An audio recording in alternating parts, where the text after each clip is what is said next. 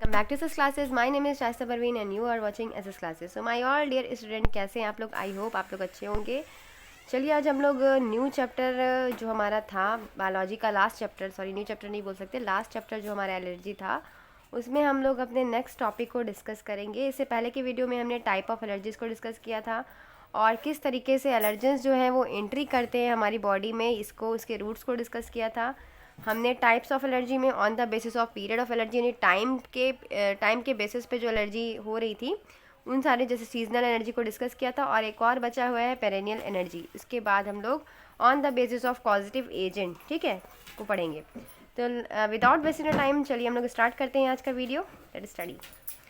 देखिए perennial energy क्या होती है. पेरेनियल एनर्जी में बोला गया है कि perennial energy appears at any times years around, year round, यानी कि ये जो है वो कभी भी किसी भी टाइम में हो सकती है साल भर में, ठीक है. किसी भी टाइम में पेरेनियल एनर्जी अपीयर दिखाई दे सकती है. उसके जो लक्षण हैं, जो सिम्टम हैं, वो किसी भी एक साल में किसी भी टाइम वो दिखाई दे सकते हैं. Like indoor allergies to dust, जो भी अंदर की जो भी एलर्जीज़ वगैरह हैं जैसे डस्ट पार्टिकल्स हैं, या फिर कॉकरोचेस वगैरह के फेदर वगैरह होते हैं, उनके पंख वगैरह होते हैं, या फिर पेट डैंडर के बोले तो उनके जो फर होते हैं, जो पालतू जानवर हैं उनके फरों से भी किसी किसी को क्या होती है, बहुत ज़्यादा एलर्जी होती है. उनको टच करने से या फिर उनके कांटेक्ट में आने से उनको क्या होता है, उनके शरीर में कुछ अजीब से स्ट्रक्चर या लक्षण दिखाई देते हैं, सिम्टम दिखाई देते हैं, जिसकी वजह से ऐसा लगता है कि भाई इनको इस चीज़ से क्या प्रॉब्लम हो रही है, क्रिएट हो रही है, यानी कि उसको उस चीज़ के को लेकर एलर्जी है. लाइक फूड एलर्जीज़ हो सकती है, जैसे कुछ भी ऐसा खा लिया हम लोगों ने, ठीक है, जिससे हमें क्या है एलर्जीज़ है, तो उसमें सिम्टम दिखाई दे. हमारी बॉडी जो है वो सिम्टम दिखाती है तो हम समझ जाते हैं कि भाई इस चीज़ को लेकर उसको नुकसान कर रहा है, वो ये चीज़ उसको मतलब बेनिफिशियल नहीं है उसके लिए. सो ये सारे सिम्टम ही क्या बताते हैं, हमें दिखाते हैं ना, ये सिम्टम ही थे तो पता चलता है कि एलर्जी हो रही है, किसी चीज़ को लेकर एलर्जी है. और एलर्जीज़ जो होती है वो इंसेक्ट बाइट से भी होती है. कुछ लोगों को जैसे पेरेनियल एलर्जी में जो है इंसेक्ट की बाइट भी आती हैं, जैसे मधुमक्खी का डंक वगैरह हो गया, या फिर जो और भी जो इंसेक्ट होते हैं उनकी बाइट से भी बहुत सारे क्या होते हैं सिम्टम नोज होते हैं. जैसे इंसेक्ट में हमारा जो स्नेक बाइट भी आ सकता है. तो ये सारे क्या हैं, जो जितने भी इंसेक्ट बाइट हैं वो भी क्या होंगे, पेरेनियल एलर्जीज़ में भी आएंगे, जो कहाँ कभी भी हो सकते हैं. भाई कोई टाइम तो डिसाइड नहीं है कि इंसेक्ट कब बाइट करे, कभी भी बाइट कर सकते हैं, तो ये कभी भी हो सकते हैं, इसीलिए इसको पेरेनियल एनर्जी में कहा गया है. और सीजनल एनर्जी में बताया था, सीजनल एनर्जी जो किसी मौसम में, किसी एक पर्टिकुलर मौसम में दिखाई दे, यानी स्प्रिंग की एलर्जीज़ हो सकती हैं, समर में हो सकती हैं, फॉल एलर्जीज़ हो सकती हैं, विंटर में हो सकती हैं. लाइक हे फीवर हो सकते हैं, जब पॉलन ग्रेन को झाड़ा जाता है तो उसके बहुत सारे डस्ट पार्टिकल जो होते हैं वो पॉलन ग्रेन से ही क्या होता है, हे फीवर होता है, ठीक है. तो ये सारी चीज़ें के बारे में हम लोगों ने डिस्कस कर लिया. चलिए अब हम लोग देखते हैं कि on the basis of positive agent, positive agents के बेसिस पे हमारी एलर्जीज़ जो होती हैं वो कितने टाइप की होती हैं. तो एलर्जीज़ जो होती हैं वो फॉलोइंग टाइप की होती हैं पॉजिटिव एजेंट्स के बेसिस पे. मतलब जो भी एजेंट जो है वो कॉज कर रहे हैं, क्या कॉज कर रहे हैं, एलर्जी कॉज कर रहे हैं. अब वो कौन कौन से एजेंट हैं. रिस्पायरेटरी एलर्जीज़, पहला हमारा रिस्पिरेटरी या रिस्पायरेटरी दिया है, जिसमें हमारा सीजनल एलर्जीज़ और क्या आ जाता है, रिस्पिरेटरी एलर्जीज़ आ जाती हैं. सीजनल एलर्जीज़ जो है सारी रिस्पिरेटरी एलर्जीज़ में ही आती हैं. जितनी सीजनल एलर्जी होती हैं वो सारी क्या होती हैं, रिस्पिरेटरी एलर्जीज़ में ही आएंगी. इतनी बात आपको समझ में आ गई. अब रिस्पिरेटरी एलर्जीज़ का मतलब आप लोग समझ रहे हैं कि जब हमें क्या हो, रिस्पिरेशन में कोई ना कोई प्रॉब्लम हो जाती है, लाइक अस्थमा जैसा, या फिर सांस फूलना, या फिर कुछ भी सीज़न के चेंज होने से, ठंडा गर्म होने से, ऐसी चीज़ें कॉज होने से हमें क्या हो जा रहा है कि हमें एलर्जीज उसमें हमारी बॉडी में दिखाई दे रहे, सिम्टम दिखाई दे रहे, तो हम कह रहे हैं कि हमारे बॉडी में एलर्जीज़ हैं, ठीक है. लाइक इस टाइप का स्ट्रक्चर हमें दिखाई देता है. फिर है हमारा फूड एलर्जीज़. फूड एलर्जीज़ क्या होता है, food allergies or intolerance to food item eaten by person. This include, जो फूड एलर्जीज़ होता है हमारा वो इंटॉलरेंस होता है फूड आइटम्स के, जो भी हम लोग खाते हैं या कोई पर्सन जो है उसको ईट करता है. इसमें क्या क्या इंक्लूड होता है, इसमें मिल्क एलर्जी यूज़ होती है, वीट एलर्जी होती है, नट एलर्जी होती है, एग एलर्जी होती है, एंड सोया एलर्जी होती है. मिल्क एलर्जी जो होती है या फिर मिल्क इंटॉलरेंस जो होता है, मिल्क से मिल्क का बनना, जैसे जितने भी मिल्क प्रोडक्ट हैं, ठीक है, यानी कि मिल्क से जो मिल्क के बने हुए हैं, चाहे वो कर्ड हो गया, चाहे वो मलाई वगैरह हो गई, चाहे वो खीर, या उससे जो भी चीज़ें बन रही हैं, मिल्क से बने हुए जितने प्रोडक्ट हैं, आइसक्रीम वगैरह जो भी हैं, उन सारी चीज़ों से किसी पर्टिकुलर चीज़ों से लेकर क्या है उसको रिएक्शन हो सकता है. उनकी बॉडी में इमीडिएटली कुछ ऐसे सिम्टम दिखाई देंगे कि उसे लगेगा देखकर कि इसको मिल्क वाले सामान खाने से प्रॉब्लम हो रही है, यानी कि इसको मिल्क में जो प्रेजेंट है, मिल्क में प्रोटीन पाया जाता है। कौन सा प्रोटीन पाया जाता है आप सभी को पता होगा, कैसीन प्रोटीन मिल्क में पाया जाता है, जो क्या हो रहा है, जिसकी वजह से उसको प्रॉब्लम हो रही है। लाइक इसमें इंक्लूड हो सकता है इमीडिएट रिएक्शन दिखाई देते जैसे वीजिंग, जी मचलाना, वॉमिटिंग, उल्टी जैसे स्ट्रक्चर दिखाई दे रहे हैं। तो हम क्या समझेंगे कि उसको, उस पर्सन को लेकर, इस पर्टिकुलर मिल्क को लेकर क्या है, उसमें एलर्जी कॉज हो रही है। ठीक है, उसमें एलर्जी दिखाई दे रही है। तो ये होता है। फिर है वीट एलर्जी। अब बहुत सारे लोगों को वीट एलर्जी, आपको पता ही है क्या होता है, जैसे वीट खाने से भी एलर्जी हो सकती है। लाइक वही, इसके भी वही सिम्टम दिखाई देंगे, वीजिंग हो गया, वॉमिटिंग हो गया, ये सारे सिम्टम इसमें भी दिखाई देंगे। फिर है नट एलर्जी। बहुत सारे लोगों को जो मूंगफली होती है, मूंगफली से भी क्या होती है, एलर्जी होती है। लाइक वो पीनट्स, बटर वगैरह हो गए, या कैशनट्स हो गए, या वॉलनट्स हो गए, ये सारे जो होते हैं वो हमारे लिए भले क्या है, वो क्या है, बेनिफिशियल है, लेकिन वो उस चीज़, पर्टिकुलर पर्सन को लेकर क्या है, वो चीज़ उसके लिए फ़ायदेमंद नहीं है, क्योंकि उस चीज़ को लेकर उसकी बॉडी में कोई ना कोई सिम्टम दिखाई दे जा रहा है।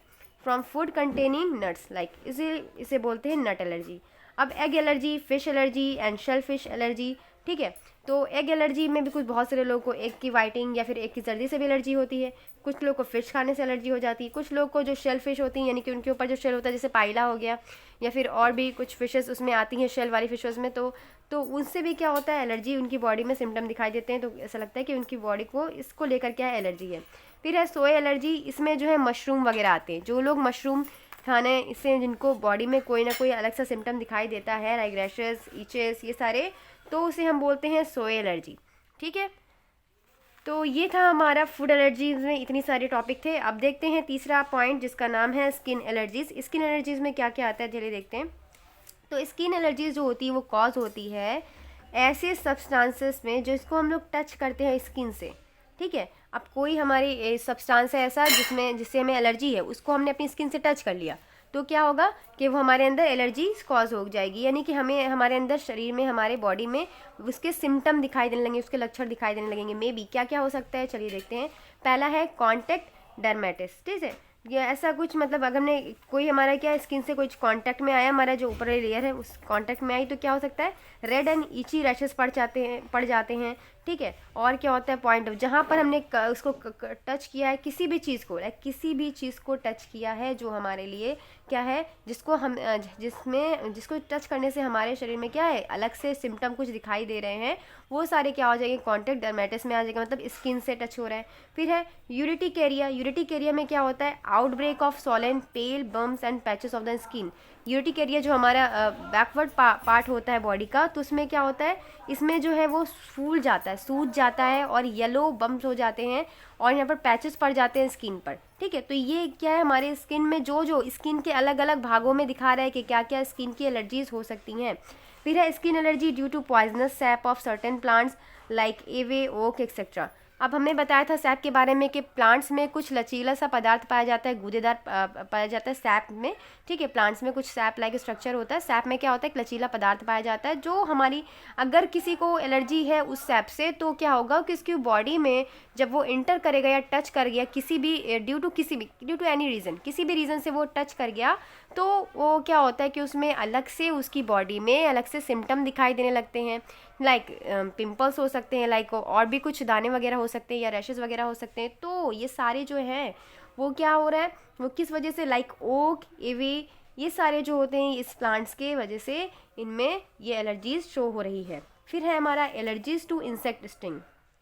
अब जैसे क्या है, हमारी स्किन में एलर्जी तब भी कॉज होती है जब कोई इंसेक्ट हमारे में क्या होता है, स्टिक कर लिया, लेकिन काट लिया, या फिर उसने बाइट कर दिया। देखिए तो क्या होता है, लाइक वास्प, बीज, फायर एंड, तो ये सारी जो वास्प की बात करें, बीज की बात करें, फायर एंड, जब हमें काट लेती हैं हमारी स्किन से, ये टच हो जाती है, तो क्या होता है, अगर ये हमारी स्किन पे बैठी, काट लिया उन्होंने, तो क्या होगा कि हमारे शरीर में क्या होगा कि फूल जाता है वो इंसान, या रेड हो जाता है ना, तो उससे भी हमें क्या हो सकता है, एलर्जी हो सकती है, और कोई और भी प्रॉब्लम हो सकती है क्रिएट। ठीक है, फिर है हमारा फोर्थ वाला अदर एलर्जीज। अब अदर एलर्जीज में क्या आता है, एलर्जीज टू सन हो गया, एलर्जीज टू कॉस्मेटिक्स हो गया, आई एलर्जीज हो गया। एलर्जीज टू सन के बारे में तो आपको पता ही होगा कि इससे क्या होगा, जो भी अल्ट्रावायलेट, हमें क्या पता है कि सनलाइट जो होती है उसमें क्या होती है, अल्ट्रावायलेट रेडिएशन होता है। ठीक है, तो ये ट्रैगर्ड होती है exposure to ultraviolet radiation and skin, some person are very sensitive to exposure to sun. बहुत सारे लोग ऐसे होते हैं जिनकी स्किन जो होती है वो सन के प्रति बहुत ज़्यादा सेंसिटिव होती है। लाइक थोड़ा सा धूप में निकले, बीमार पड़ गए, थोड़ा सा धूप में निकले तो उनकी स्किन में रैशेस दिखाई देने लगे, थोड़ा सा धूप में निकले तो उनका चेहरा रेड होने लगा। तो उनकी स्किन मतलब क्या है, बहुत ज़्यादा सेंसिटिव है। ठीक है, वो अल्ट्रा वायलेट रेडिएशन को नहीं बर्दाश्त कर पा रही है, तो that is indication of the allergies. ठीक है, कि उसको, उस पर्सन को उससे, सन से क्या है, एलर्जी है। ठीक है, बहुत सारे लोगों को आपने देखा होगा, अपने घरों में ही देखा होगा कि धूप में बाहर निकल रहे हैं तो उनके चेहरे पे रैशेस हो गए या उनका चेहरा लाल होता जा रहा है, तो क्या मतलब उस पर्सन को उस सन से क्या है, सन से एलर्जीज़ है, उसकी अल्ट्रा वायलेट रेडिएशन से क्या है, एलर्जीज़ है। फिर है हमारा दूसरा एलर्जी टू कॉस्मेटिक्स। कॉस्मेटिक्स यानी कि जो सजावट के मतलब साफ सज्जा के सामान जो आते हैं, लाइक लिपस्टिक वगैरह हो गया या फ्रेग्रेंस वगैरह हो गई या और भी बहुत सारी चीज़ें हो गई, like occur due to certain ingredients such as fragrance and preservation use to cosmetic which cause skin irritation. हमारी बॉडी में जो कॉस्मेटिक हम लोग यूज़ करते हैं, कभी कभार क्या होता है कि उसमें क्या होता है कि बहुत ज़्यादा दिनों तक प्रेजेंटेशन करने से, उसको बहुत ज़्यादा दिनों तक रखने से क्या होता है कि उसमें जो है उसमें क्या होती है, कुछ पॉइजनस आ जाता है, जिसकी वजह से उसकी फ्रेग्रेंस से या फिर उस इंग्रेडिएंट से हमें क्या होता है, हमारी स्किन में इरिटेशन होने लगता है, यानी कि हमारी स्किन में क्या खुजली वगैरह होने लगेगी या फिर दाने निकलने लगेंगे या फिर पिंपल्स निकलने लगेंगे। तो उससे क्या पता चल रहा है कि उस पर्सन को उस कॉस्मेटिक के लेकर क्या है, एलर्जी है, उस लिपस्टिक या उस क्रीम से लेकर क्या एलर्जी है। फिर है allergy to metals like nickel and gold. अब कुछ लोगों क्या होता है कि जो लोग पहनते हैं लाइक गोल्ड के सामान पहन लिए या फिर उन्होंने स्टील के या फिर निकल के सामान पहन लिए, तो क्या उससे भी उनको एलर्जी होती है, उनको टच कर लिया तो उनको क्या होता है, एलर्जी होने लगती है, या फिर पहन लिए तो उनको खुजली वगैरह होने लगती है या फिर रैशेज वगैरह पड़ने लगते हैं। तो it is indication of allergy of metals and निकल एंड गोल्ड। फिर है आई एलर्जीज। आई एलर्जीज जो है वो कॉमन है लेड कंजुगेटिव से। ठीक है, तो यहाँ पर क्या होता है, कंजक्टिविटीज़ जो होती हैं लिड की, ठीक है, उसमें क्या होती है, हमारी जो आइज़ होती हैं वो ड्राई, सूख जाती हैं, तो उसमें क्या होता है, इससे में एलर्जी हो सकती है। तो इसमें हम लोग जो है आई की एलर्जी में बहुत सारे लोगों में ऐसा भी होता है कि उसमें पानी लगातार बह रहा है, आँख से पानी लगातार निकल रहा है, तो वो भी इस टाइप की एलर्जी है। और एक एलर्जीज़ में क्या होता है, जब उसमें लिड की प्रॉब्लम हो जाती है तो उसमें क्या होता है कि जो आँखें होती हैं, उनकी पुतलियाँ जो होती हैं वो ड्राई हो जाती हैं, सूख जाती हैं, तो that is the indication of allergy. फिर है ड्रग्स। अब हम इसमें क्या दवाई यूज़ कर सकते हैं, कौन कौन सी दवाएं जो हैं हम इन सारी एलर्जीज़ में यूज़ कर सकते हैं, like aspirin, penicillium, sulfa drugs also triggers allergy in some person. ठीक है, तो कुछ पर्सन जो हैं वो इन सारे ड्रग्स का, या फिर बहुत सारे पर्सन जो जिनको भी एलर्जी है वो इन सारे ड्रग्स का यूज़ करके इन सारी एलर्जीज से मतलब ये क्या करते हैं, बच सकते हैं। फिर है सिम्टम ऑफ एलर्जीज, कौन कौन से सिम्टम होते हैं एलर्जीज़ के। इस टॉपिक को हम लोग अपने नेक्स्ट वीडियो में डिस्कस करेंगे। ठीक है, आज हम लोगों ने क्या क्या पढ़ा, पेरिनियल एलर्जी क्या होती है, कौन से on the basis of causative agent, respiratory allergies, food allergies, skin allergies, other allergies के बारे में डिस्कस किया है। ठीक है, इसके बाद हम लोग थर्ड हमारा जो पार्ट होगा वीडियो का, उसमें हम लोग सिम्टम ऑफ एलर्जीज़ को डिस्कस करेंगे। तो आपको मेरी वीडियो थोड़ी सी भी अच्छी लगे तो इसे लाइक कीजिएगा और अपने फ्रेंड के साथ ज़रूर शेयर कीजिएगा। ठीक है, और बने रहिएगा एसएस क्लासेस के साथ। Thank you, keep watching.